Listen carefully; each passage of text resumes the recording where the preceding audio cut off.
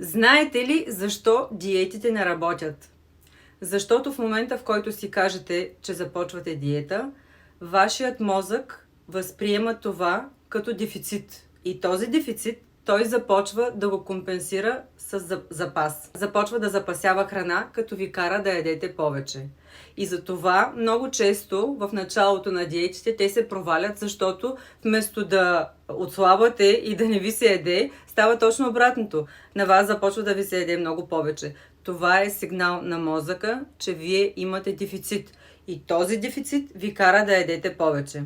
Ако искате да разберете повече за психология на напълняването и защо не можете да отслабнете и защо не можете да спазвате режим, защо диетите при вас не работят, може да разберете, ако си поръчате книгата ми "Психология на напълняването", която вече е в предпродажба и може да поръчате от линка в описанието. Аз съм Надежда и съм готова да споделя всички тайни на проблемите в мозъка, които ви карат да пълнеете.